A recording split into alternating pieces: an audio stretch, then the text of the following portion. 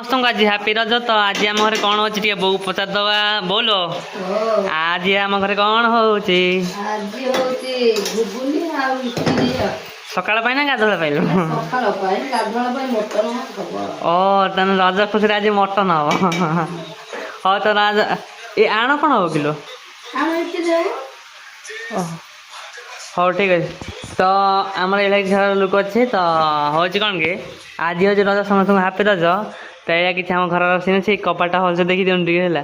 ଆଉ ଆଜି ତ ମୁଁ ଭାବିଲି ଆପଣମାନେ ମନ ଦୁଃଖ କରିଥାନ୍ତି, ମୁଁ ଭିଡ଼ିଓଟା ଆରମ୍ଭ କରିଦେଲି। କଟା ହେଉଛି ମଟନଟା ଧୋଇବି ବର୍ତ୍ତମାନ ଲାଗି। ତ ଚିକେନ୍ କି ମଟନ୍ ହବ ମୁଁ ଧୋଇବି ନା ମୋ ଭାଇ ଧୋଇବ? ଆଉ ଭାଇ ତ ଅଟୋରେ ଭଡ଼ା ନେଇକି ପଳେଇ, ମୁଁ ଧୋଇଦେବି ବୋଲିକି କିଲେ ମଟନ୍ ଧୋଇବାକୁ ଟାଇମ୍ ଲାଗିବ। କାହିଁକି କହିଲେ ମଟନ୍ ଟିକେ ଅଧିକ ସମୟ ଧୁଆ ହୁଏ, ତେଲିଆ ତେଲିଆ ଲାଗେ ବୋଲିକି, ବୁଝିଲେ କି? ଆଉ ଆପଣ ଆଜି ରଜରେ କ'ଣ ହେଉଛି ନିଶ୍ଚୟ କହିବେ। ଆଉ ଘଟଣା ଆଜି ବୋଉଲୋ ରୋଷେଇ ଆମର କିଏ କରିବେ? ତୁ କରିବୁ? ହଁ ମୁଁ କରିବି। ଆଉ କ'ଣ ମଟନ୍ କଷା ନା ମଟନ୍ ଝୋଳ? ମଟନ କଷା ହେଇକି ଝୋଳ ହବ। ଓହୋ, ଝୋଳ ନହେଲେ ଭାତରେ କ'ଣ ଗୋଳେଇ ଗୋଳେଇ ଖାଇବା। ହଁ ସେଟା ଠିକ୍ କଥା। ତ ଆମର ମଟନ୍ ଝୋଳ ହବ। ତ ଆପଣ ସେଠି ମଟନ୍ କଷା ମଟନ୍ ଝୋଳ ନିଶ୍ଚୟ ପାଇବେ ହେଲା କି? ଆଉ ଯାହା କେମିତି କରନ୍ତୁ, ଭାତ ମଟନ୍ ଖାଇବା ଭଲ ଲାଗିବ। ରୁଟି ଫୁଟି ପାଇଲେ କରିକି ଖାଆନ୍ତି ରାତିରେ, ଆମର ଦିନୁଆ ହେଉଛି ଆମେ ଭାତ ଖାଇବୁ ହେଲା।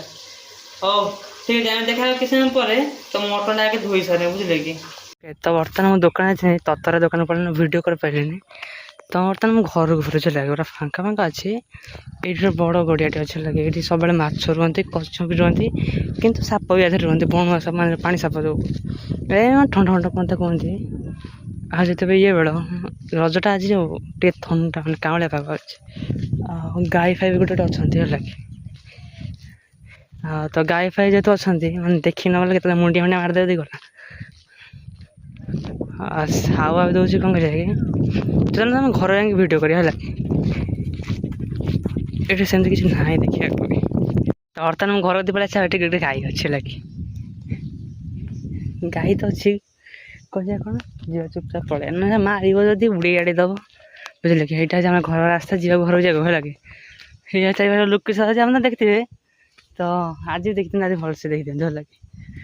ହାୱା ଚାଲିଛି ଆଜି, ଯେହେତୁ ରଜ ପାଗ ଟିକେ ଥଣ୍ଡା ପଡ଼ିଛି, କିନ୍ତୁ ବର୍ଷା ଯାଇଥିଲା ବୋଲିକି ତାହେଲେ ଖରା ଟିକେ ଟିକେ ଅଛି। ମାନେ କେତେବେଳେ କାଉଁଳିଆ, କେତେବେଳେ ଖରା ହାବେନ୍ ଅଧା ଅଧା ଫାଳେ ଫାଳେ ହେଉଛି।